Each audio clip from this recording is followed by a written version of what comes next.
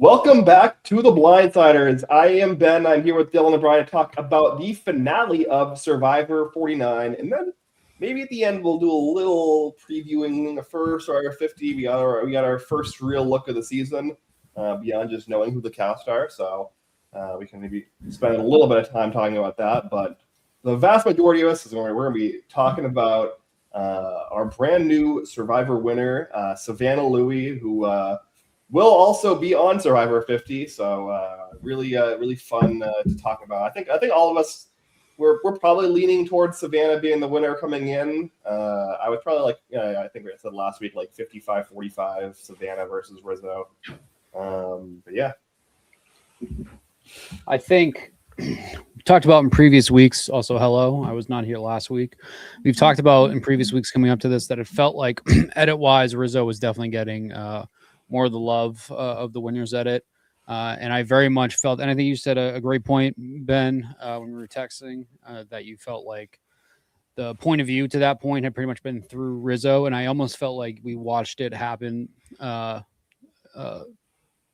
live in that episode where it seemingly switched from Rizzo to Savannah, at least from my eyes. I very early on felt like it was clear in this episode Savannah was winning at the end of this. That was a massive challenge with her, that she. And apparently, this is not a popular opinion online with a lot of people. I think that she is, for me, clearly the best winner of the new era. I think that when you look back at this season in a couple of years, and I think when you look back at her game, the way she was kind of able to navigate through what was a pretty weak season player-wise, I think he did what a lot of other previous maybe middle era and old school winners have done, which is you finesse the bad players and kind of dominate your way through. And I think that she really did that. She's a very satisfying winner for me. I think more people will recognize that as time goes on, but there seems to be a very clear dislike for Savannah, both on the social medias. A lot of people I know, shout out Brian Wong, Mean Girl Lauren, who may be listening to this right now. Both of them were not originally big Savannah fans coming in. It seemed like they were pretty happy overall with the win, but I just wish that there was a much more celebration online with Savannah winning, because I felt like it was a very dominant win at the end. I think that she represents kind of everything I've wanted out of a winner to this point. Great final tribal, which I'm excited to talk about. I'm very happy, and I think that she is going to have a much easier path in 50 compared to Kyle and D. And I guess we'll see what information gets leaked to the players on there, and if they figure out that there's a winner on each tribe. But I'm very happy. I think the narrative at the end, although I think the editing for Savannah and Rizzo kind of flip-flopped for the most part. I'm very happy with the final episode. Everything played out. I think it was all positives, and which is quite the change from the start of the season where I said I was ready to stop watching Survivor altogether. So I'm glad that this is where we ended up. Yeah, I enjoyed the season. Kind of just took it for what it was. My newer approach to Survivor these days. Maybe it leaves me not expecting much from the production, but hey, this has been an earned reputation over 5 years. So I thought Savannah was a really good winner. I liked that she wasn't in control the whole time, had to fight a little bit, granted, very much aided by some twists going on here, but I thought all in all a very good winner. Challenge beast. I was hoping she was going to get that 5th challenge win, but we've talked a lot about it, and a lot of people have talked about it. Perhaps winning fire in front of the jury is more valuable than winning the final immunity challenge. So yeah, a really great game from her. Rizzo going out at 4. I can see why someone like Carson didn't come back for 50, because like Rizzo and Carson fill a pretty similar niche, and they both went out in the same exact way. So yeah, all in all, I enjoyed it. Didn't enjoy it getting interrupted in the middle of it, but that's all right. Yeah, I mean that's like the one thing you can't actually blame the show on. Yeah, I agree. I think that for me, I've been pretty unabashed that I really like both Savannah and Rizzo as players and characters, so pretty much the whole season. I don't really get this argument that like we shouldn't have players immediately coming back from 49 who they didn't see or whatever. I think that's a dumb argument. I think that Savannah and Rizzo, like if you're gonna make like a top 12 characters from the new era, I think that you can make an argument that Savannah and Rizzo are the top 12 characters of the new era. So I don't really, I'm not upset that they're on 50, and in fact, I'm happy that they're on 50. Have there been a twosome, even a threesome that have carried a season quite as much as Savannah and Rizzo? Like love them or hate them. Without Savannah and Rizzo in this season, probably Wendell and Dom is like the biggest, maybe like other one you can point to. This season is like bottom tier, bottom 5 Survivor without Savannah and Rizzo in this season. It would be a very different season without those two. That's definitely for sure. No, I think that I agree with you, Ben, that they're two of the better characters that we've gotten in this new era. And really, Survivor has never, in my mind, done a bad job of picking somebody to come back immediately. I think, Rupert, Russell, Malcolm, Michaela, Zeke, like those are all great picks. Amanda and, like, and James. What was that? Amanda and yeah, like pretty iconic players, quite frankly. So I'm totally cool with people playing immediately. I actually think it's kind of fun. Yeah, I think it adds another dynamic, right, to the season where there are these kind of two not like unknown entities by the rest of the cast, right? And like, it's historically happened. Like you said, literally every single returning player season that occurs on an even number. This has been the case. So like it would, like, I guess other than Winners at War, so like to Tommy didn't get. You think he asked Tommy to come back? I don't know. Yeah. Probably not, because I think that not. like I feel like we don't have to get that's a tangent. I know they asked Chris Underwood to come back, so I was like, maybe they asked Tommy. Maybe he said no. I don't know. I have no idea. Yeah, I am surprised Savannah was like, let's fucking run it back. But maybe these 26 state seasons, it's a little easier to want to run it back immediately. Yeah, I mean, like, I don't know. I think it makes sense. I'm not that surprised. I think that like both Savannah and Rizzo are like hyper competitive and both very much like enjoyed their experience and love the game. I totally get it from Rizzo's point of view to be that close. Just I feel like if I was Savannah, like in that position, I would be like, I have $1 million. Do I need to go through this again? But then again, she might be like, when am I ever going to get another opportunity to play? So I get it. Yeah, and I mean, like, the thing is, like, it's unlikely, if you're talking about like a reputation standpoint, like it's unlikely any of these 3 winners are gonna like hurt their reputation significantly on 50. Like, there hasn't really been like many cases in the past where like a winner has come back and like left with a bad reputation, even if they go early.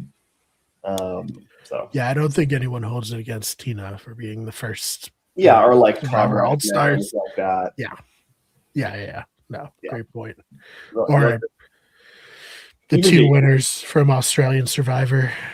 Like even JT, who I think is like the one example you might be able to point to because of the letter thing in HTV, and then like the like not bringing his idol when he was down in numbers on a swap on Game Changers, like I would say 2 really horrible blunders. Like I don't think anyone really like meaningfully demerits his Token Chains game because of that. No. I guess we have time to talk about 50 later. Let's talk about this finale. Exactly what everyone thought would happen happened. Savannah won immunity and Rizzo was safe with his idol. So that decision last episode to vote out Steven looms large. So I did want to touch base on this, obviously, because I wasn't here last week. I've been swayed into the camp. As much as Sage has annoyed me this season, as much as I think that Sage kind of put on a very fake and phony show, even though for the most part, I think not necessarily liking Sage at the end of the season. I think that her as a person and a character kind of came together a little bit more towards the end. Once again, the whole thing with everybody hiding their past and their jobs, and like Sage, I forget if Sage was in the army or whatever form of military she was in. Savannah with the being a news anchor. Once again, nobody cares. It's like really nobody. The viewers don't care. The people there don't care. I don't think no one's gonna not give you $1 million because you're a lawyer or a doctor or a teacher or whatever.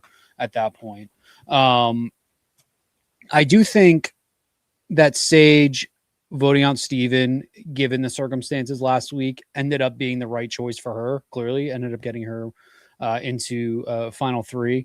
At the time, I hated it because once again, it's more the push. The same reason the frustrations with Sophie, even though I think Sophie ended up gambling and she lost, which is if she played that and it was an advantage that did not end at the beach or was not able to be stolen, and then it's a whole different story. So I think she ended up getting a really bad hand dealt to her with that.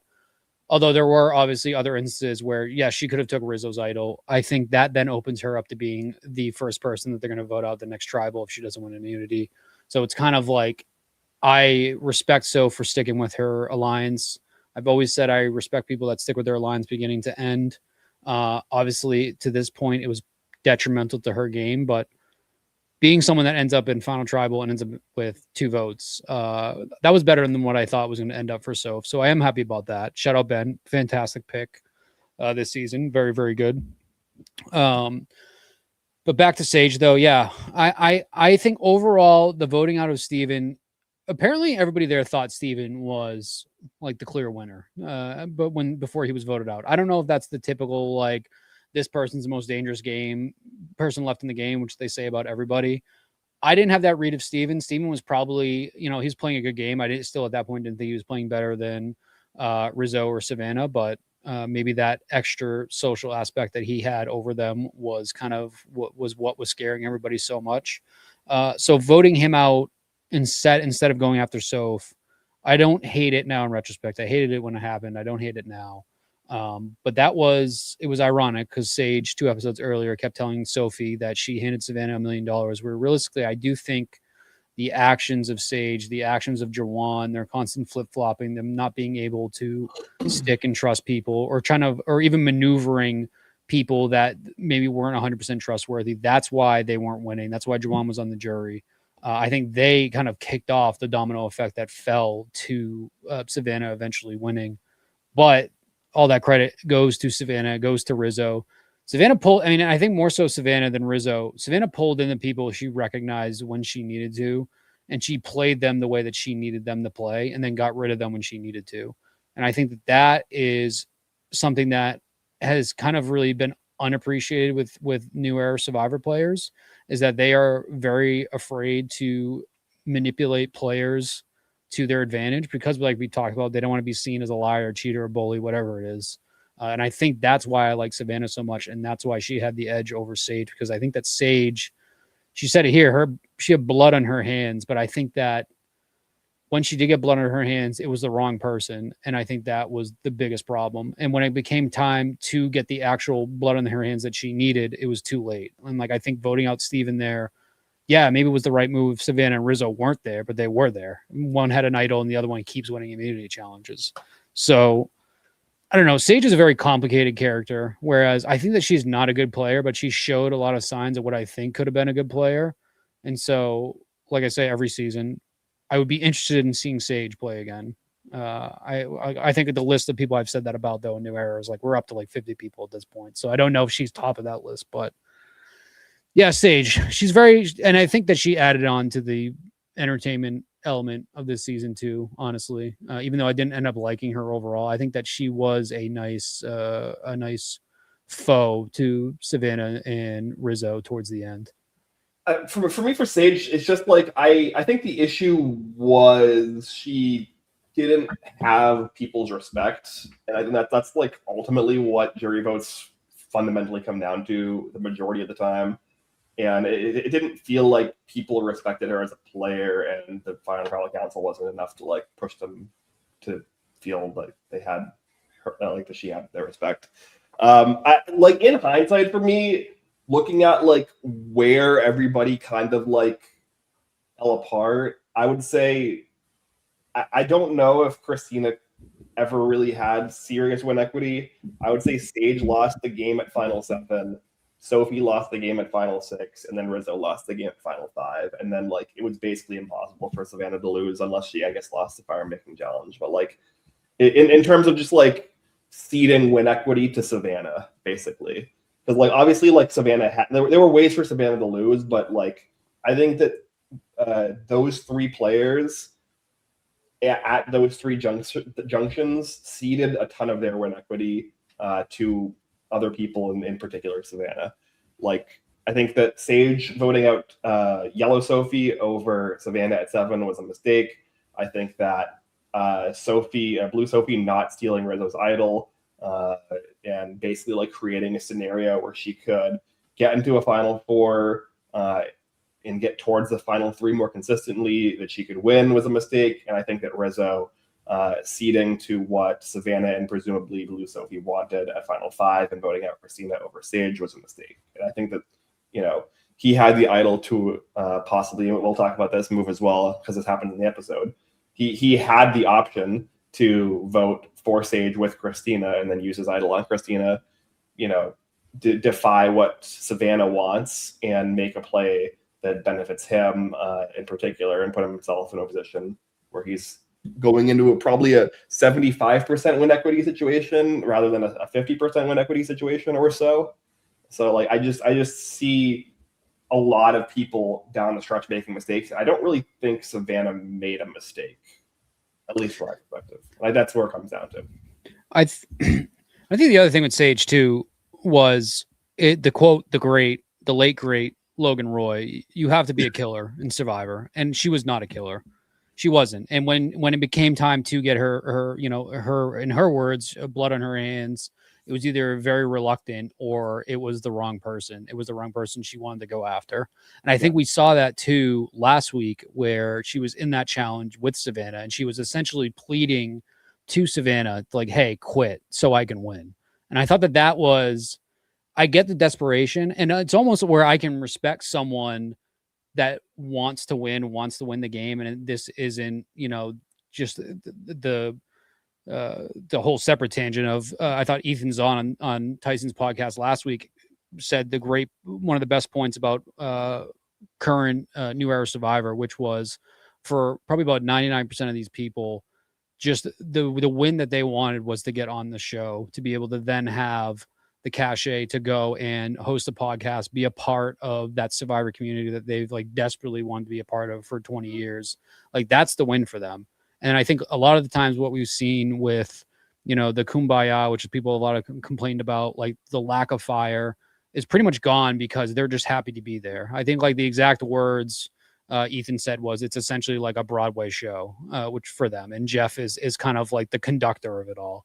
I thought that was kind of really spot on, because I mean, how many, like we've every single season we've talked about, we wish that people would be more cutthroat. We wish that people would be more willing to kind of put themselves out there and be real, actual people rather than almost like corporate versions of themselves, which is what we see all the time in Survivor.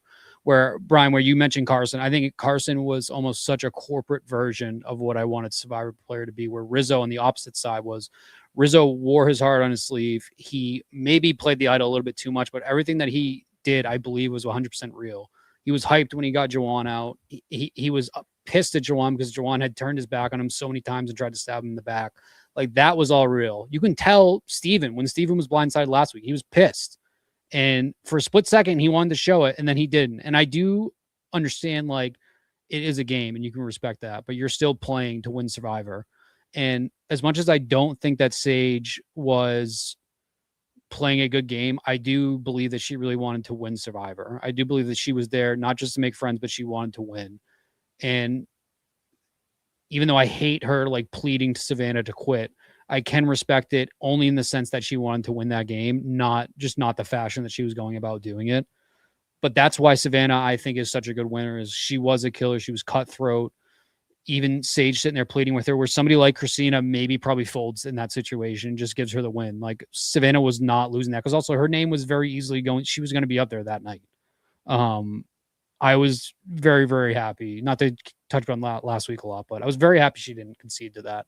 And I think it was kind of like it was a tough look for Sage. I knew I was going to go on Sage Rambo at some point, so I'm glad to get out of the way now. But Sage is a very frustrating player for me because I do think that if she can take from what she learned from this season and apply it if she ever plays again, I do think she can be a good player. I just don't know, and I felt kind of bad for her because she was another victim of that of the immediate reunion after the vote. Like you can tell she was not doing well up there. Yeah, I mean, Sage was fine. I think, like, yeah, Ben, I think you hit the nail on the head of when all these players lost their win equity. And like you said, Dylan, maybe she'd do better on a return, but it's like, did Sage do enough for me to be like, I want Sage to return? Not really. Yeah. You know, like, I think it is a good point and something I say when we cover Big Brother. Something I say when it comes to Survivor, you got to approach it like this is your one shot ever. And like and Savannah, I feel like she did that. I feel like even that moment at the end when they were like, oh, like name family members. I feel like the fact that she didn't put her energy into that kind of shows how single-minded she was. There was also another moment where Jeff was trying to like kind of bring Survivor around to how he likes it, where he's like, so how did it feel to win that challenge? And Savannah was like, I mean, it was good, but I'm not like thinking about like my childhood self and how proud she would be. I'm thinking about trying to win $1 million. And I'm just like, yes, I love that. I love when people have that attitude and we don't see it enough. Like what you said, Dylan, what I guess Ethan said on Tyson's podcast, being on Survivor is winning enough. But it's not, man. $1 million is really what matters, or $750,000 for Big Brother. You know, Mm-hmm. I think even beyond the money at this point, because we've talked about how the money is not. I mean, $1 million. I'll happily take $1 million pre-tax right away, right now. Right? Yeah. I swear to God, I'll do it. So you got to pay the taxes, or you're going to end up like Richard Hatch. I think more so that point of, especially for people that have watched Survivor since day one, you've been in that Survivor community.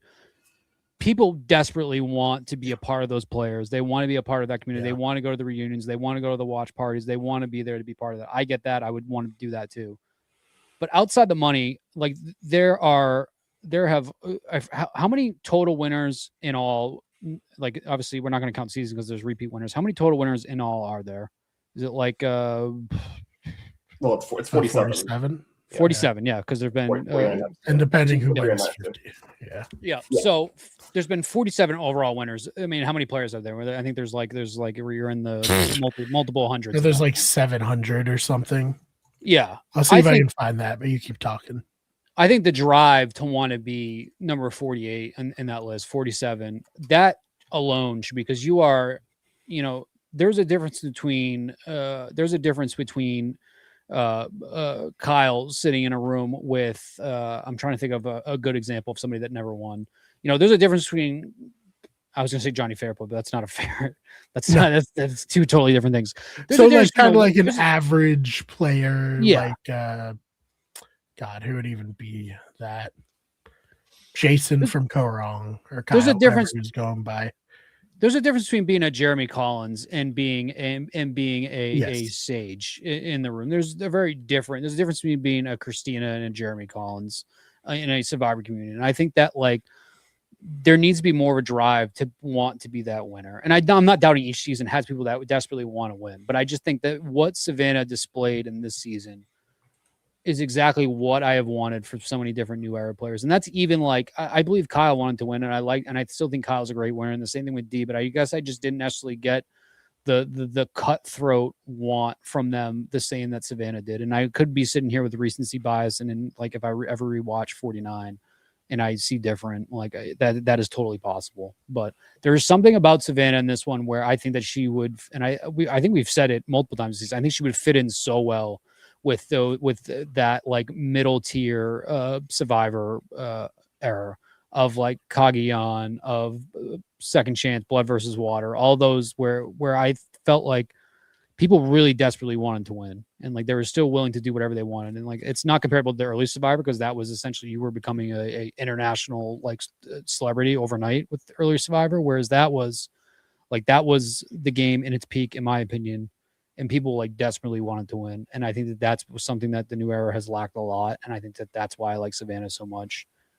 But the flip side, that's why people hate Savannah so much, because she openly wanted to win, and was I don't even think she was arrogant about it. I think that she was vocal that she wanted to win and wanted to make the right moves.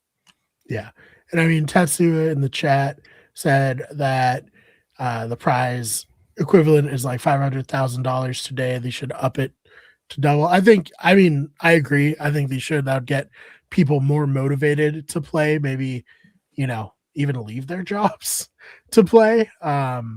Whereas now it's like, especially right now, where it's tough to find another job. But you know what? Maybe that's why Savannah was so good. She said that she lost her job before she came out here, right? So she was extra motivated. Yeah, I mean, well, this is jumping around a little bit, but talking about like the Christina question that Dylan referenced at the final call of council, which I think is like one of the more interesting moments from the finale. Like that, is basically like a direct 1-to-1 of the Penny Ramsey to Brian Heidick question in Thailand. And in both cases, the person who just straight up did not like answer the question at all and like flubbed it completely still went on to win the season.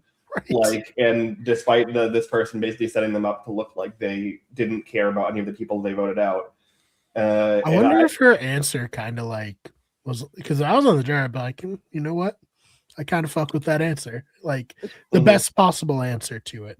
Yeah, I mean, well, it's like almost honest in its sociopathy, right? And that's kind of like where Brian Heidick was successful in Thailand as well, where like he was like kind of unapologetically like, yeah, this is a business trip. I'm here to win myself $1 million. I don't really care about any of these people or like their families or anything like that. I'm going to check the list of things I need to do to accomplish winning this game, and then I'm going to go home and live my life. And like I think like it, that like business trip ethos or like idea is not really like a thing that we see anymore on Survivor, as Dylan was saying. And I think like people who are trying to find like, who is like a winner that you could compare to like a Brian Heidick, like in the game, obviously, there's a lot of things you could talk about Brian Heidick outside the game, but like the one of the names that had come up in the past as somebody who was compared to like that was Kim Spradlin, who Savannah references in the post show is like the person, the player that she looked up to the most coming into the season. I think that like while her and Kim didn't really play like similar games like on the face of it, because Savannah played largely from the bottom, like obviously that they both are tied for the immunity record, but from like a strategic and social perspective, Kim basically like formed like this kind of cult of personality and held a majority of the entire game and never really let go of power. Whereas Savannah like had to kind of scrap from the bottom and was in danger a lot and kind of had to do like kind of more underhanded and sketchy things to get by. So like their games aren't similar, but I think their perspective on how they approach the game is very similar, which is like I'm here to win, and like I don't particularly care if like these people at the end of the day like me or not, as long as they vote for me to win. Which I respect. I love it. Talking to some more, and he said that she seems a little psycho, and I was like, that's perfect though. That's what I want. Yeah, I mean, like you have to be a little bit. I think you have to be a little bit sociopathic to win Survivor. It's very, very difficult otherwise. Like there you can, I think you can fall into a win sometimes, but like I would say like 90+% of the time, like if you're like making a deliberate effort to win Survivor, like it requires like a smidge of sociopathy. It's like it's a bad game, It's not supposed to be a nice game. Like the new era has kind of like built this facade that the game is like nice and like everyone's just being kind of like good sports about everything. But like the premise of the game is to like manipulate people into liking you and then backstabbing them. It's like it's not a particularly kind game.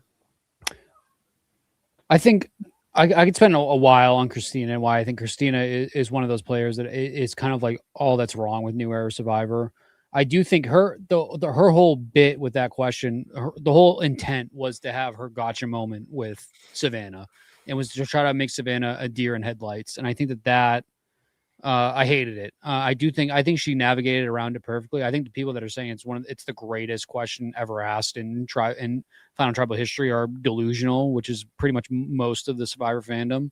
Are people saying that? Dude, I need well, as I've seen both ends of the spectrum as well, where it's like this was horrible and this was great. I thought it was fun and entertaining. I thought that it was like because like it was basically a copy and paste of Penny's question from Survivor Thailand, which is a season 5 moment, right? Like it's like a major moment in that season in terms of like how the strategy played out and like comparing Brian versus Clay in that finals. And like we kind of got like a bit of it with like Sophie kind of mouthing the answers to the side, but like in Thailand Brian basically flubs the entire question, can't name a single thing, and then Clay comes out and like basically lists everybody's like second and third cousins, like down their entire lineage. And in that season, similar to this season, Brian wins despite flubbing that question, and Clay has this like strong connection to everyone in the jury and knows all of their families.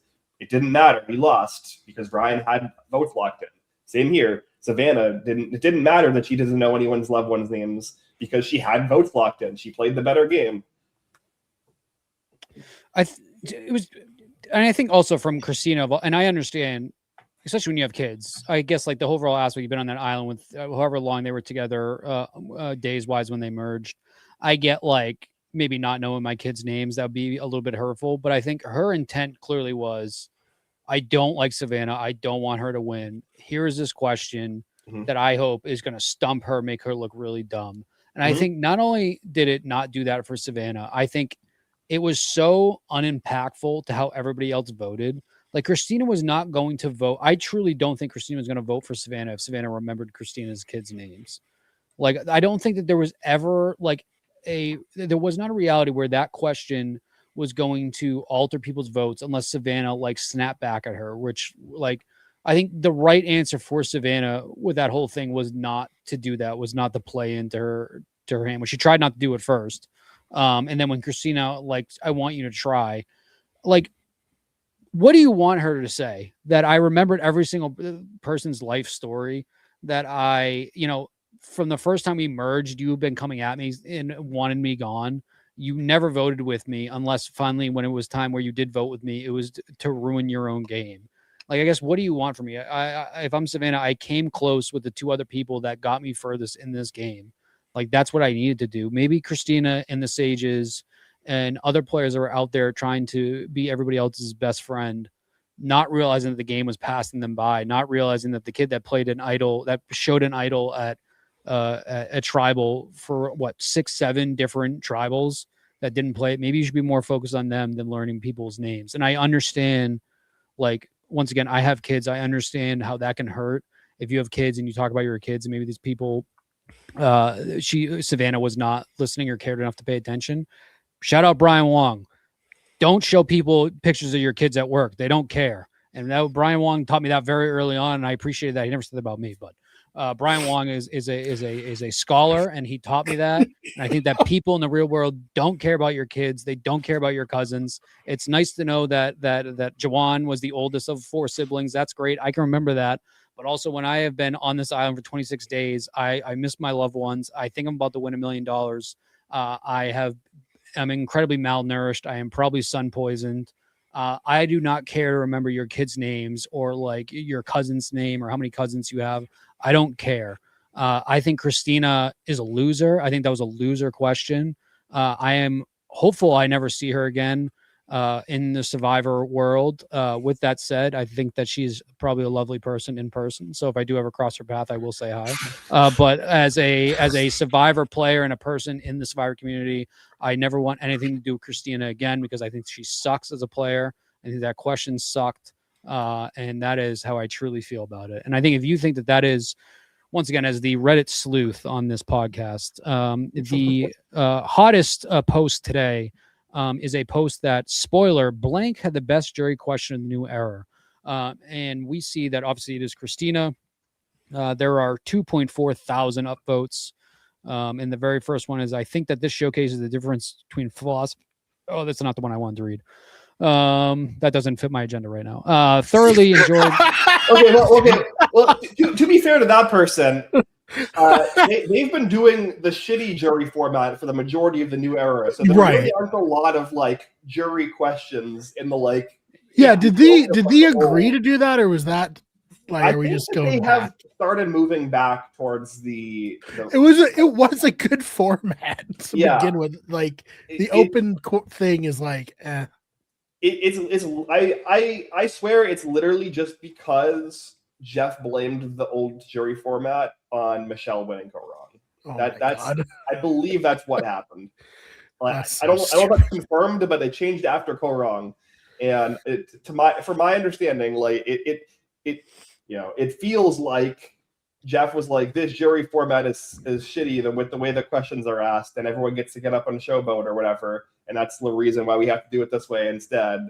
And it's because Aubrey lost to Michelle. I think that's, don't shoot me if I'm wrong, but that's my understanding of why it changed to begin with. And yes, the everyone gets to ask a question, model UN version or whatever the fuck you want to call it. Like, I think it's just a better format. Everyone gets guaranteed speaking time. They get to say their piece.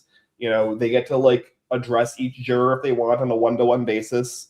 To get whatever information they think they need to make their decision. And sometimes the information they want is stupid, and sometimes that they don't need information. They just like go and give a showboaty speech to like jerk themselves off for 5 minutes. But like that's their right, that's they earned their spot to go and do that. And if that's what they want to use their stand to do, then that's fine. And occasionally it led to really iconic moments. Yeah. Sometimes it did feel masturbatory, like you said, but other times we had the realities. Reality speech was like one of my favorite moments in Survivor. Rats and snakes, obviously iconic all the way back to season 1. There have been some really good moments. Yeah. Chat says Christina's question is not bad compared to Brenda asking Dawn to show the jury her dentures. Yeah, I didn't like that. Yeah, no, that was so rude. Yeah, no, that's for sure. I mean, I didn't care, but I didn't mind Christina's question. This is a Dylan opinion. I liked it. I thought it was fun. I thought it was like a fun kind of callback to Thailand, as I referenced. And I think it also in both cases, both Thailand and 49, we get the same result and we get the same kind of lesson, which is that like, if you are somebody that the jury respects because of your gameplay and you're kind of unapologetic about it in a way that like they can't like, they don't hate you to a degree where they lose respect for your game. Like they're not going to care about like these kind of small petty things like, oh, they didn't remember my brother's name. Like, you know what I mean? Like I think that like that is the lesson that we learned in 2003, and that's a lesson that we continue to learn today, and it hasn't changed. And I think that like, it's useful to reiterate that. And I think that, it was also kind of a funny moment. I thought it was funny, even though I agree. I think Savannah is a really great player. I love Savannah, and I thought that Christina was kind of a useless player. I still thought that the jury question was fun.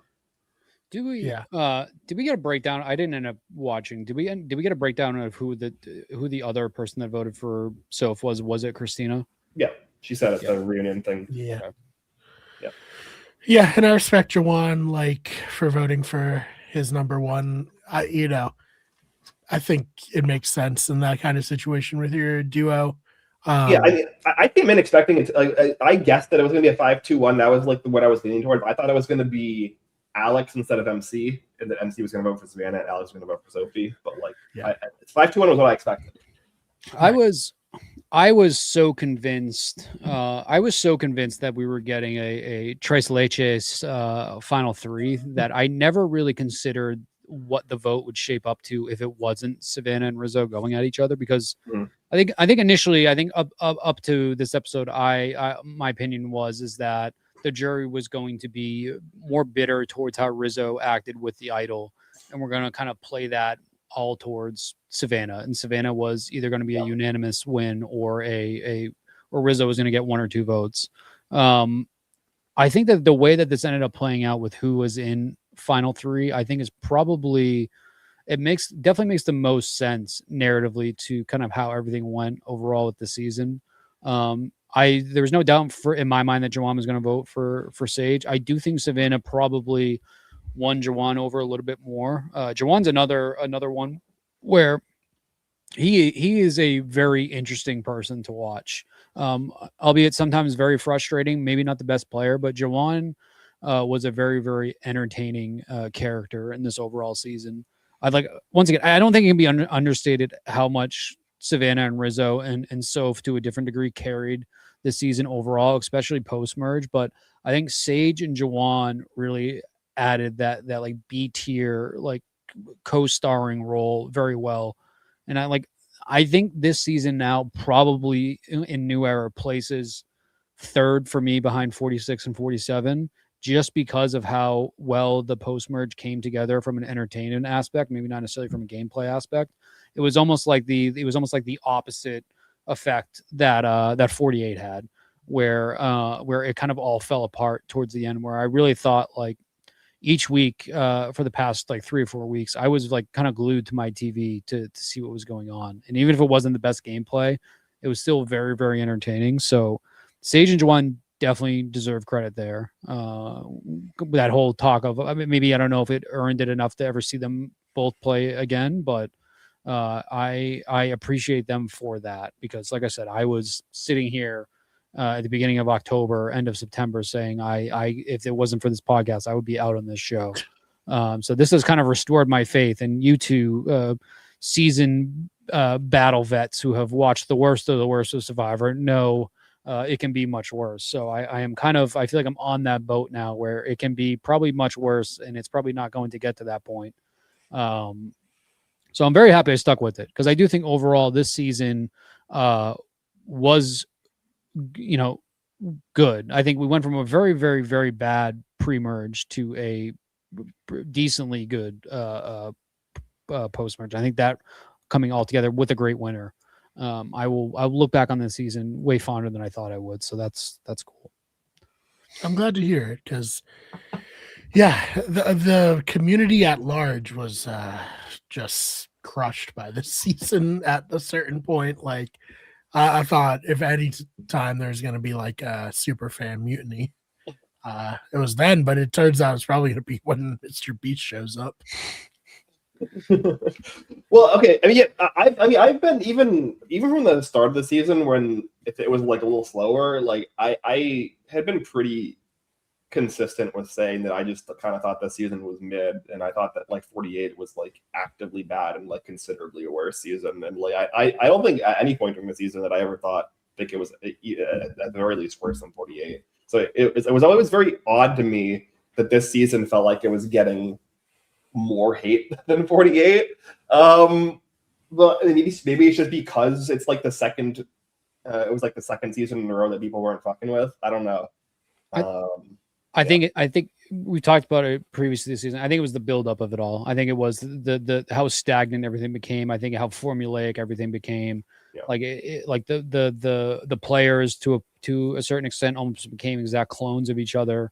Like I think that just got very, very old very quick. But I think when you have players that play with like actual real human emotion and like human interest in wanting to win a game, I think it completely changes like your outlook, because once again, we were still basically doing a lot of the same stuff we've been doing for previous seasons. I think just the players themselves have kind of slightly evolved past that this season.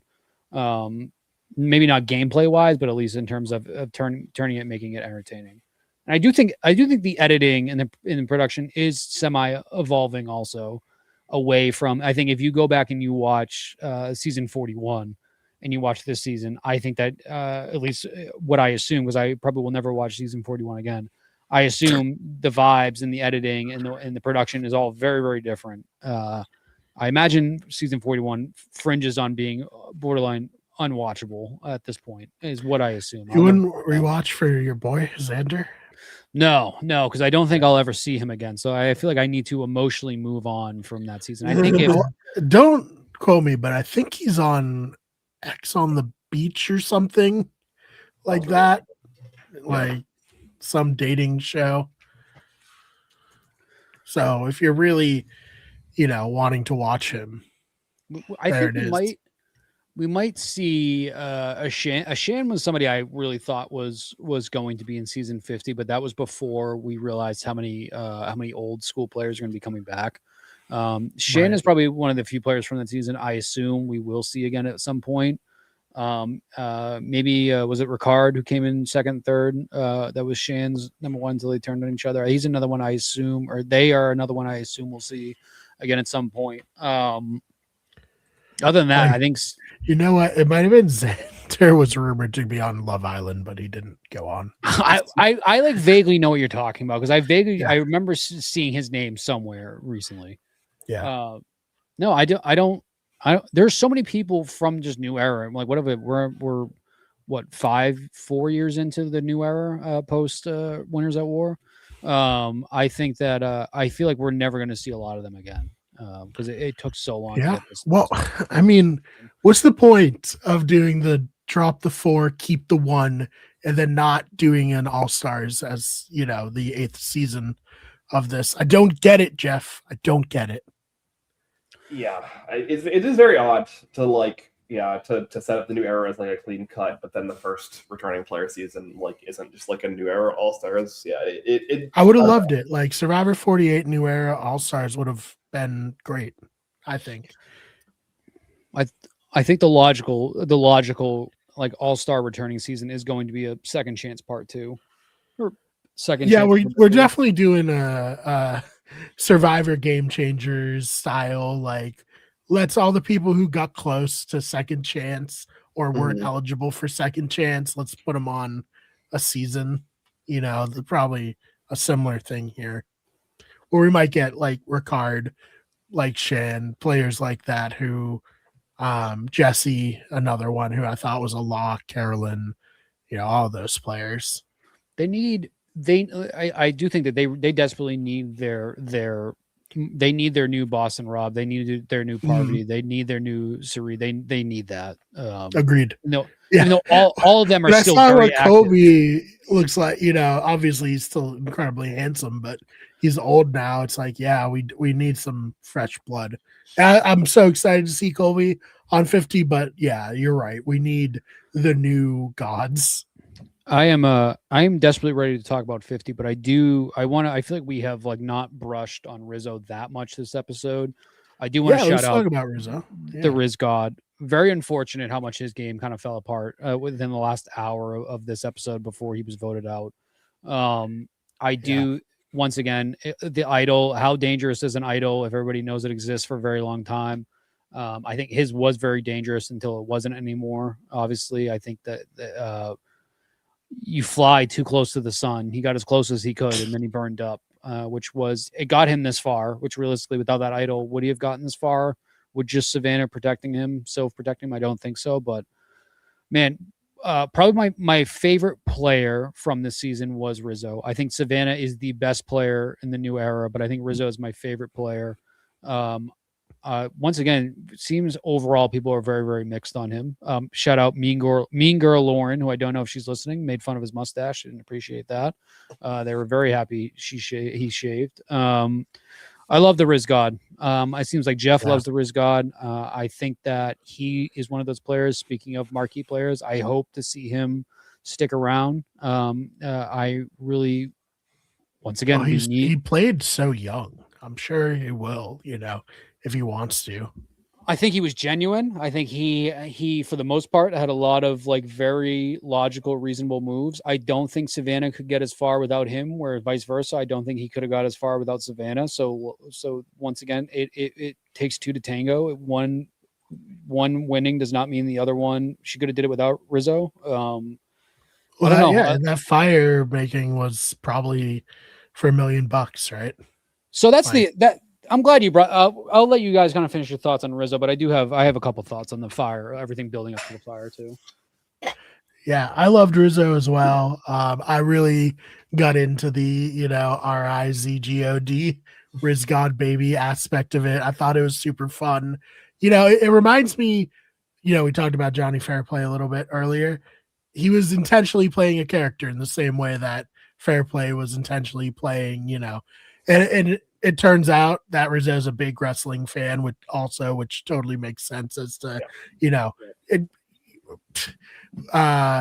what's his name? Johnny Nitro, whatever, the mayor of Slamtown. Same thing. You can see like the through line of these. They're kind of approaching it with a wrestler's persona, but he did have the knowledge and ability to back up, the over the top character, which I thought was really good. And I'm sad people don't like him, but I loved him. So yeah, I mean, I said it a bunch of times this season. It's just like I think that like he's like one of the only players where I like see myself in him in terms of like he played an approach Survivor the way that I would probably play an approach Survivor if I ever played it, and like how I have in like live games as well. Obviously it's not the same thing, but like where I kind of come in playing a bit of a character and like like trying to be over the top, trying to like make like flashy things happen just to entertain myself and to like make good TV. Like I think that then like that's good. You want people to do that to make the TV product good. Like it's just like I don't know why people would be upset at somebody who is deliberately trying to do things to make better TV. It kind of just boggles the mind for me. Whether or not you like personally find them obnoxious for whatever idiosyncrasy or like because like you perceive them to be like some kind of like villain or whatever, like his presence on the season made the season better, and he took deliberate actions as a player in the game and on the show with the intention of making the show better. And for that, like, that's the kind of player that you should be bringing back the next season. Like that's just like my perspective on it. Like, is it like always optimal gameplay to like go up and like showboat with the idol and like do all of these like kind of flashy things with it? Sometimes when there's strategic backing to it, and sometimes just to like kind of seemingly entertain himself. No, but like it made the TV product better and it was fun. And like, I don't know, if people are gonna get upset at players that are trying to make the show fun and more entertaining, then like you're just like encouraging players to be bland and boring. Like I don't want that. Why are we like getting mad that people are trying to make the show better and not be bland and boring? To go back, I'm rereading our chat real quick. I think that was a great point brought up too, that I think Savannah's coronation being in 49, where we already had a pretty good knowledge of 50 and its format and what that likely meant for Savannah. Although I agree, I was with Ben, sucked me in. I thought Rizzo was the winner 2-3. I thought Rizzo was the winner until we were 30 minutes into the episode last night. I wonder if that, because I know people that watched it without the knowledge of who's in 50 and like they didn't like Savannah. I do wonder if like even for us, if watching it not knowing Savannah was in 50, I like to imagine maybe even amplify her game a little bit more. Mm-hmm. Because I think I was watching it so much of it with the assumption she was either going to get out of it or she was going to go far enough where, not that it wouldn't matter, but she was going to go far enough where like she had to play a good game. And I definitely think it affected how we viewed Savannah and Rizzo, knowing they were on there.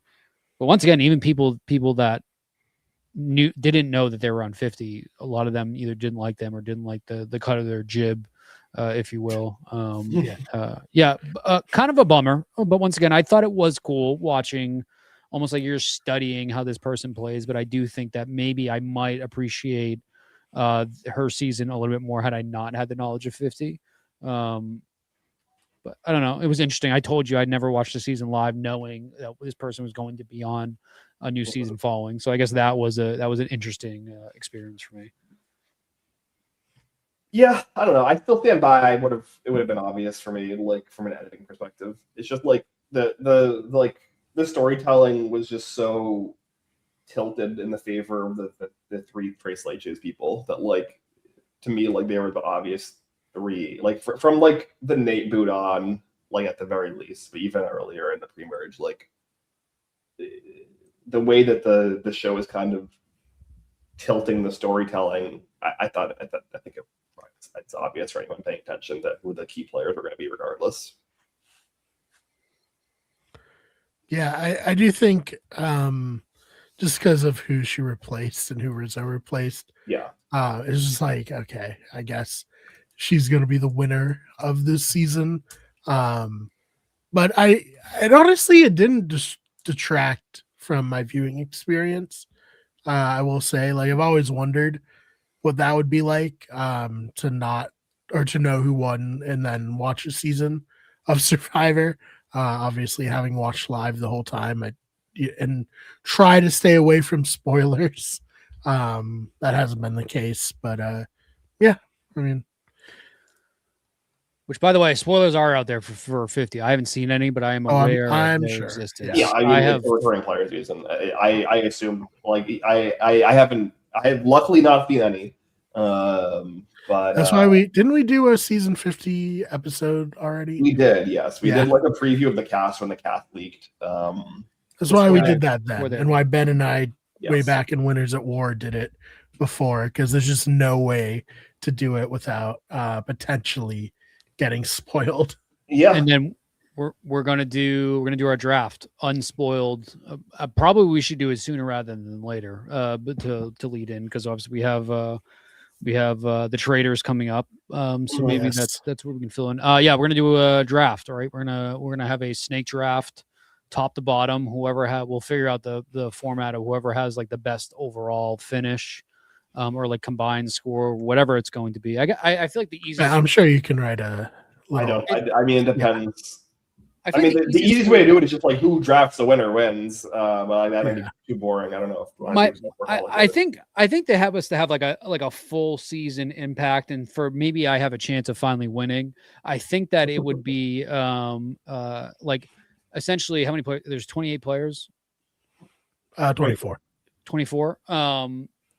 Basically the reverse. Winner gets 24 points. Yeah, exactly. Yeah. We can definitely do it that way. I think that'd be fun. Yeah. Then you have a running scoreboard that we can bring up every week and talk about it. More graphics for Brian to work on. I think that we're getting somewhere. Hey man, I'm learning After Effects, so maybe by the time the season rolls around, I'll be halfway decent at it. Yeah, and I'm also very glad too, because, like, presumably I'll get the first pick for having picked Soph. But I was very sad coming out of 48, because at 48 I also won because I picked Eva, and I was like, man, I really wish I had the first pick coming out of 48 into 50 for because I really wanted. I have like a person that I've wanted to pick first for 50, so. We'll figure out when to do our. You're on draft. the clock. Yeah, you're on the clock. I mean, I've known since the cast dropped who I was going to pick first. So. I think Brian, I know I'm going with my heart. So unfortunately, assuming I know who you're going to pick. Yeah. Assuming Ben does not take coach, I am taking coach second. Yeah. Spoiler alert, I will not be taking coach with the first overall pick. So you can have him. I have never been more convinced in my life. I guess we're segueing into 50 Hawk. I've never been more convinced in my life that Coach is winning this season than I am right now, especially opening up with a Coach monologue. I think, like I said, him saying that 50 is the best season he's ever been a part of. I'm assuming that is not just marketing tactics and him just building it up just for the sake of doing it. I think if Coach was voted out first, I think that he would not say anything. I think Coach goes very far. I might pick Coach the most capable of not saying anything. I don't know. I might pick the most chaotic team possible, to be honest with you. That'd be fun too. I mean, there's so many good players to pick from. It will be fun to do. Yeah, I'm excited for your Coach Hugh, Angelina. Yes. Oh man. Huh. As Barbara, I have to say, is the best show on Twitch. It is every stage of beer growth. Yeah. That's awesome. Yeah. And also in the chat, Savannah back-to-back winner. Maybe. I think she could do it if all things were equal. So of the three winners, like I said earlier, I think that she's going to have. I think she will have the best chance. Unfortunately, I think that it all depends. It depends if old school players band together, if they immediately go after each other. I assume it's going to be the former first, rather than going after each other, because we've seen kind of how that has played out. Like if you look at Winners at War, for example. Yeah. But I don't know. I'm at the point now too where I have no idea where 50 is going to go. Whether I feel like we could be sitting there with all new era players at the end. We can be sitting there with all old school. I generally have no idea. Yeah. And everyone's looking old. I'm looking old. I feel like, it's just time's undefeated. Yeah. I turned 32 today. Yeah. Oh, but it's your birthday today? Oh my God. It is my birthday today. Yeah. Happy birthday. Yeah. Fuck, I forgot to wish you happy birthday earlier. All right, you're good. I'm sorry. I'm glad you brought that up, because if you turn around and look at your closet, there was a man there holding a cake. Ready for you to blow out the cake. It would have been awkward if you hadn't mentioned it. To be fair, I didn't have any idea what today was. I am happy birthday, Ben. That's awesome. Quite shocking when Colby came up.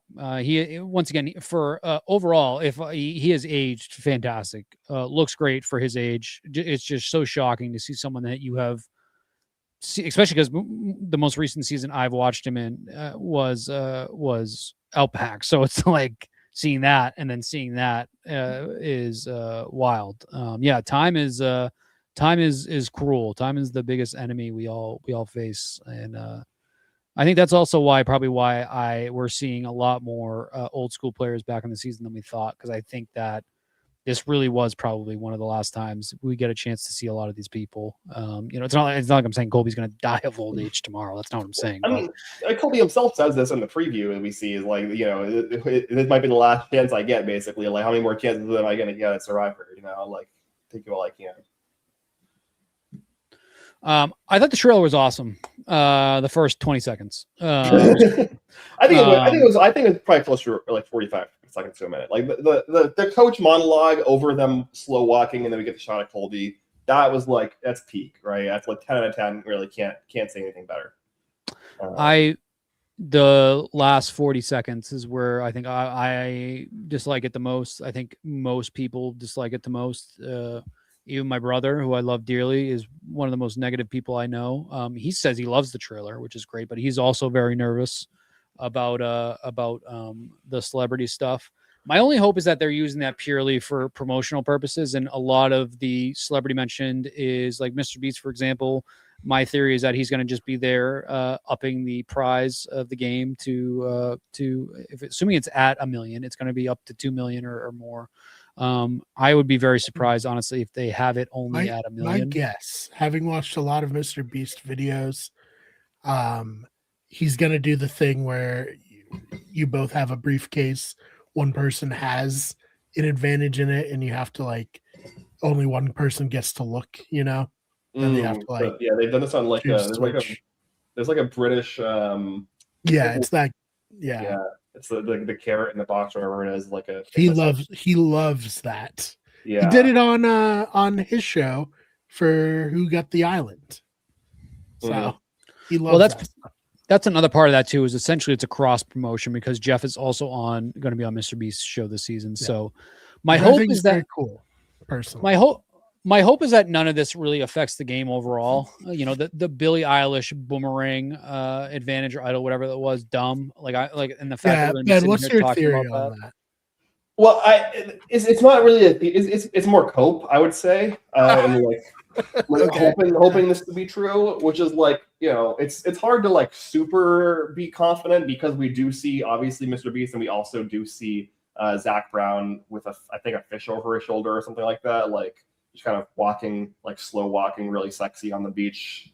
But and I've seen this theory elsewhere, and I don't want to claim it as my own, but I saw it and I thought it made sense, which is there's some twist that gets introduced via a celebrity, whether it be Mr. Beast or whether it be Zach Brown, and this gets kind of previewed or hinted at in some way with tree mail or something to the players. Maybe Jeff said something about it, and the Christian scene and Devin's in the confessional talking about the Billie Eilish boomerang idol was them basically making jokes, trying to guess what the thing is, right? And not these are two people that are actually going to also be involved additionally to Mr. Beast and Zach Brown. Right. Zach Brown seems like such a random pull. It's very random, yeah. At the very least, is the host of a reality television show. Yeah. I don't understand why Zach Brown is there, other than he was asked and he said yes. That is Zach Brown of the Zach Brown band, correct? Yeah, presumably. Dumb. Okay, because I guess I had an image of Zach Brown from the Zach Brown band and how he looked, and it is not how that guy looked. But maybe it's just been a while. I used to love Zach Brown band. Chat says he looks like John Rocker. Once again, we bring up John Rocker way too often on this show. I am happy to announce. Actually, brought Rocker back as a celebrity. I am happy to announce that the political leanings of players on this season has been released by people. Rizzo has been placed into the conservative territory strictly because he follows Dave Portnoy on Twitter, which I thought was one of the funniest things I've read today. It's like Coach openly talks about being MAGA and a Trump guy sometimes. And then it drops down to Rizzo slightly above him, and it's Rizzo follows Dave Portnoy. I also follow Dave Portnoy blue and red. on Twitter. So I loved it because if shout out Brian Wong, bully girl Lauren, listeners of the show know I am of a firm stance that we should do a left versus right season of all the players that are strongly politically leaning right and all the players that are strongly politically leaning left, and we go against each other. John Rocker is team captain on the right, and then I don't know who's a super lefty. I guess there's more than probably the right. We'll throw Ozzy. I think Ozzy is super liberal. Leader of the right, Ozzy versus John Rocker, or even put maybe Jeremy versus John Rocker again as the 1-2. I think that'd be a lot of fun. So we're already starting that in the Survivor community, which is awesome because once again, we have an older players coming back. Traditionally, older people are a little bit more conservative than the younger people. So that is going to be a topic that is discussed a lot, I'm sure, as we get closer. Liz Orleans is she is the super left. She has been very vocal on Twitter. She's been a fun follow. She's left with the exception of Stephanie is going to be another fun one. I'm very looking forward to Speaking of that's going to pop me up.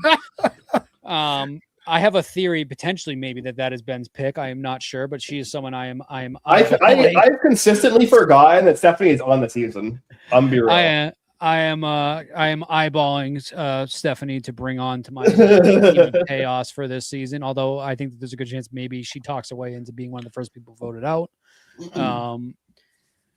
Do you think being from Massachusetts and following Dave Portnoy would not? Because I support people from Massachusetts. I want to, and he's one of the bigger successes. I think worrying about that at all is insane. I think that, I think because no, Brian, don't even start talking like that.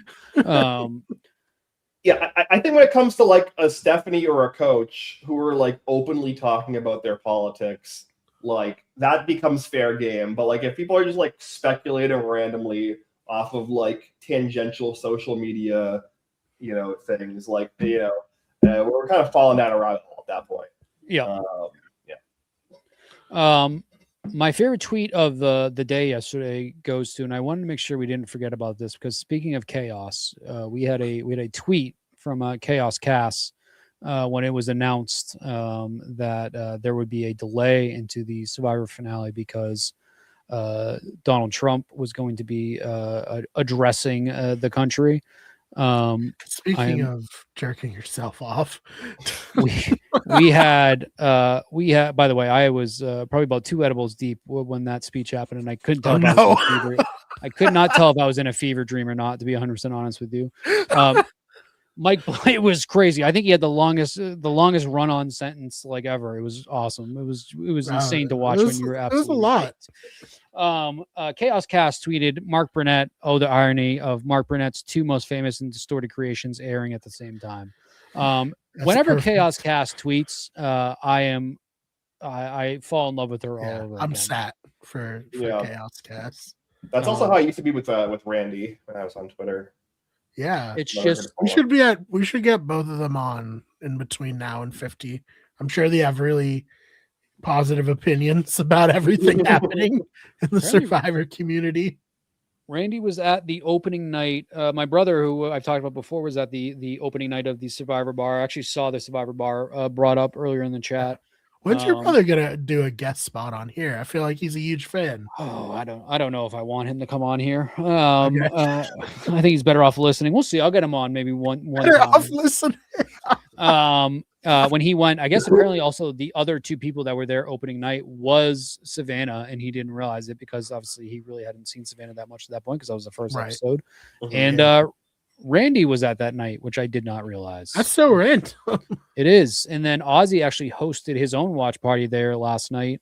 That's cool. With him, Jeremy, there was a bunch of random people. I see a lot of people talking about Ozzy's appearance. Once again, Ozzy, porn star Ozzy, is he's a much different man than what we saw when we last saw him in Survivor. People saying he looks scary. I don't think he looks scary. I think he looks like he is encroaching 45, 50, which he probably is, but he still wants to look like old school. Didn't Ozzy, like before doing OnlyFans, he worked in the restaurant industry. That takes a toll on you, all right? He looks run through, Well, supposedly, yeah. Those are your words, not mine. Excited to see Ozzy. I'm excited to see everybody. Oh yeah, I am too. I feel like Ozzy is someone who a lot of super fans don't like. I've always enjoyed Ozzy. I thought he's brought a lot on all, maybe not Game Changers so much, but there was like the one moment when he gets blindsided in Game Changers and Cerie's on the other side of it from what she was on in Micronesia, which I thought was cool. But yeah, I mean, everyone gets older, right? Like it's fine. It's just it's gonna be very cool. And once you get outside of that celebrity stuff, which once again Survivor and Jeff will get in their own way, surely. But I'm hopeful. But I know you guys have been burned before. But I'm hopeful.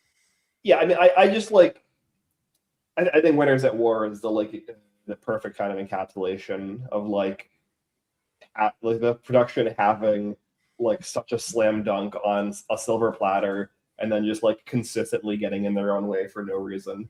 So like I don't know if like there's no edge of extinction presumably, unless that's been completely held under wraps, and I haven't been privy to that. But I feel like if that was like a known spoiler, then like that would have been all over the place. So I don't think that it can be worse than Winners at War in terms of like production having such a slam dunk and like getting in their own way with like random bullshit.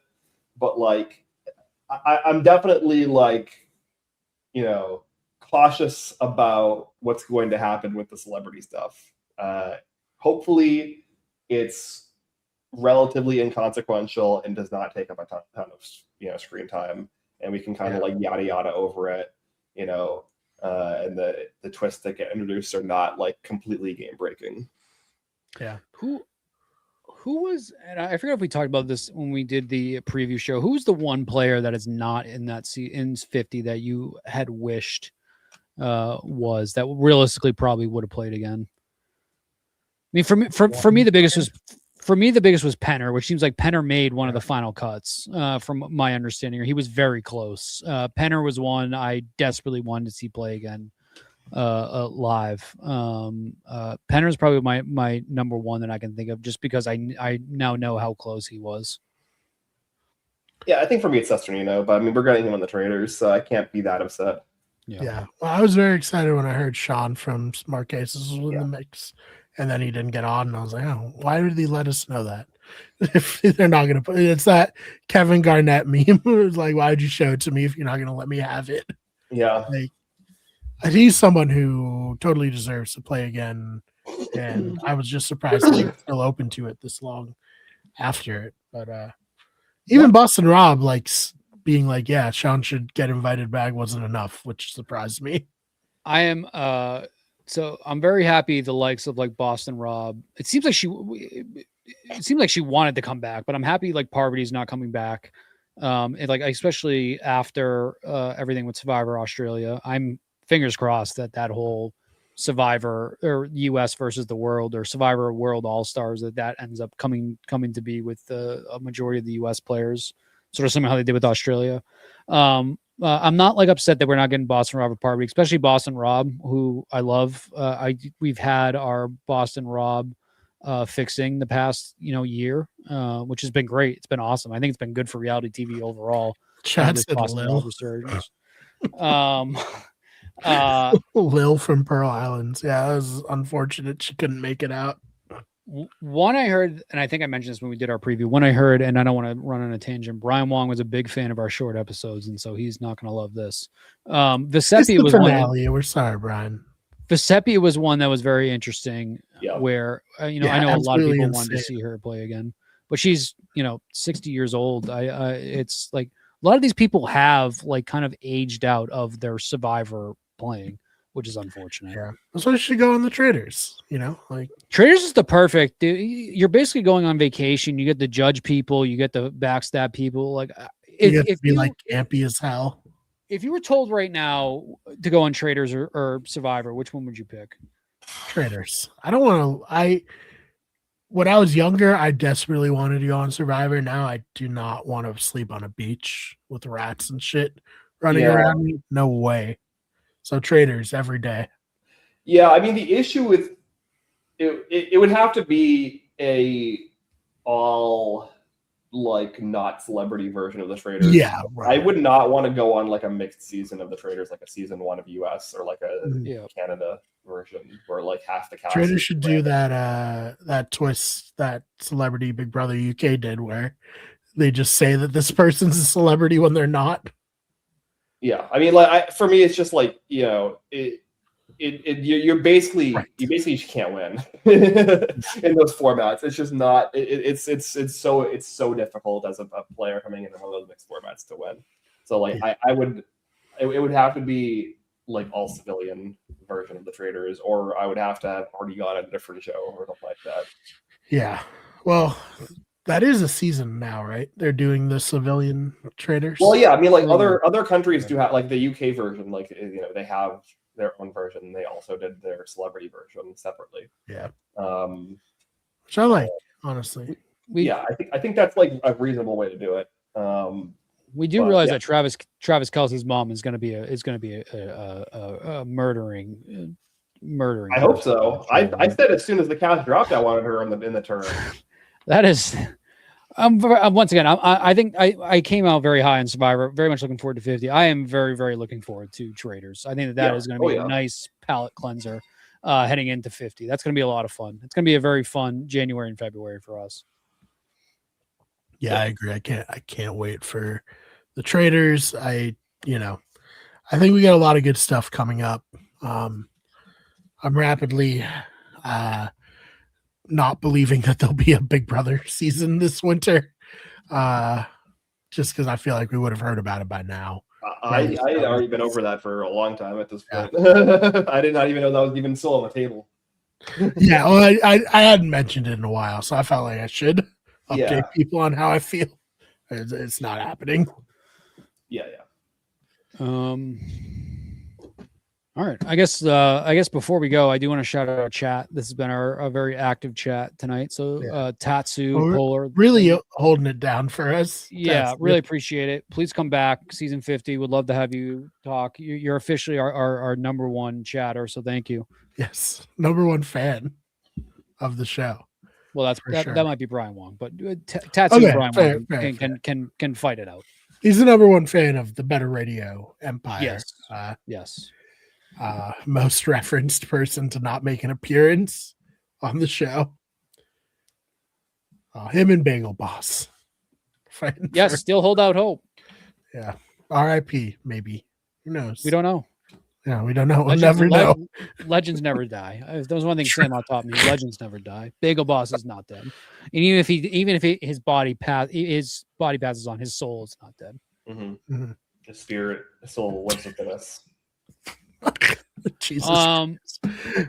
I think this season was a lot of fun. I think this is one of the most fun I've had recording this season, just because things got very messy. I think we got the experience Savannah and Rizzo. I enjoyed it. So I think 49, even though a topsy-turvy season overall, I think that this was a very fun season recording. So I'm gonna miss you guys for 2 weeks, but then we're back for Traders, and that's gonna be a lot of fun. Yeah, we can always talk Wicked Show too if you're desperately jonesing.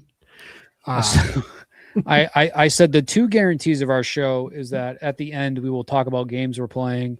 Brian and I talking about that we're going to stream together soon, and that Wicked Good Show is coming back at some point. We did have that one episode over the summer, but no, I'm definitely I'm down. Every time I'm just gonna put we're back every time, and then just dip for a month. No, we've I mean, Brian and I too have talked about like a bunch of different projects that we like, keep thinking about doing and almost doing and then promising and then not doing. So like, we'll get there eventually. Yeah.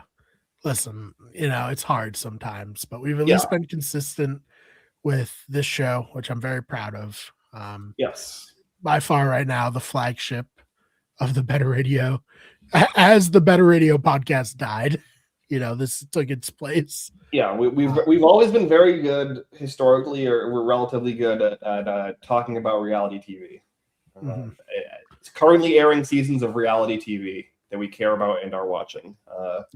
Any further extensive projects, mixed results, I would say.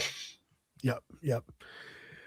Well, if you're somehow not sick of hearing my voice, check out our other channels. The main channel, Wicked Everything, mostly video games there, then nerd and pop culture news over on Those Fake Nerds. Also sports news, Wicked Good Sports. And of course, this channel is Better Radio, which hosts all of our podcasts, mostly about reality television. So other than that, Dylan, anything you want to promote? No, as always, keep, I think as we move into, like I said, what is going to be a very fun January, February, and then really the rest of spring, definitely stick along with us. There's always going to be usually at least two of us here, unless it's a week we have to take off. So I like doing the live streams a lot. It seems like, especially people we know are going to chime in for live streams. I think a lot more people are getting hip to traders too, which is great. So, no, I'm looking forward to it. Just keep following us. Brian does a lot of work trying to get our videos promoted. Ben does a lot of work. So I think we're in our best stretch of our podding career coming up. So I'm really looking forward to that. No, I mean, I love live streaming so much, and I never do it. But every time I do it, I'm like, I love live streaming. It's just a fun format,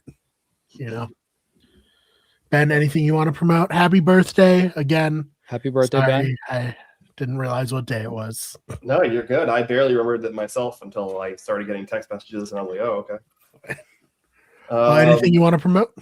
No, I'm just like what you guys said. I'm very excited for, got like 2 weeks from now where the Traders is starting, or maybe 3 weeks. I think actually 3 weeks. I think from today is the premiere. I think it's 3 weeks. Yeah. Yeah, 3 weeks exactly from today is the premiere of the Trader season 4. I'm very excited for that, and then obviously we're gonna go straight into Strider 50. Like basically, we're literally gonna overlap at the very end. So yeah, we're just going full We'll be speed back ahead. at least for one of those weeks for the draft. Yes. Yep. So, yeah, we're not stopping. You know, we're saying goodbye to season 49 of Survivor, but we're not stopping. Right. Yeah, never stop. Like, you know, we've said, Ben and I have been here since the beginning. If we haven't stopped by now. Yeah, no, I think the first season of Survivor Brian and I ever podcasted about was like Caramel or Blood versus Water or something like that. Like this was like, yeah, definitely was Caramel.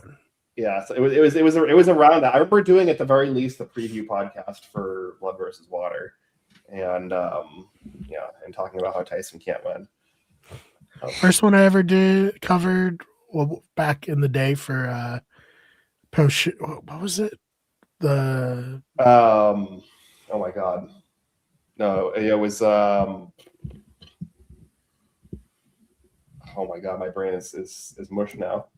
Previously on network. Previously on network. Yeah. My first was One World, all the way back then, talking about Colton getting medevaced, I believe. Yeah. So, yeah, we've been at it for over a decade. Mm-hmm. And you know what? I love it. I love Survivor, even though it's not what it once was. I've steeled myself to that, which is why Survivor can't disappoint me anymore. Yeah, we're here until it's dead, until they finally decide to bring it out back and shoot it. Yep. I'd love to do a live stream of I don't know, Baldur's Gate or maybe Divinity Original Sin 2. Now that that's gonna come out soon. So yes, or we do a live stream of Russian roulette, and we decide who will remain on the podcast if three's a crowd. We can do that too. I'm the dark humor guy on this podcast. Yeah, I agree. Lots we got to do. I think a group stream of like Baldur's Gate, something like that. Maybe one of like the Jackbox games, or even Mario Party. Yeah, Jackbox. I think Jackbox would be a lot of fun. I think stuff like that. I think because we can include other people coming in from our Better Radio universe to play that, so that'd be a lot of fun. Yeah, be good. We could get the Wicked Good Sports guys on too. Be a good time.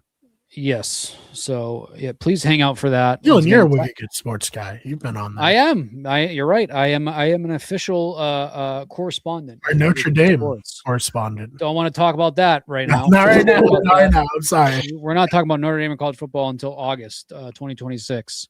Because it is dead to me until then. But I would happily talk about it. At least your coach didn't sleep with an assistant and get caught and he's sent to the hospital. The only consistent thing in my life is Marcus Freeman being a good man. So right, yeah, it's not something I have to worry about. Man. But yeah, next year will be better for Notre Dame. I have had to pee for about 45 minutes now, so I am going to shout out Tatsu, shout out Mean Girl Lauren, and shout out Brian Wong as always. Shout out. This has been a very fun season. Thank you. Thanks for watching, everybody.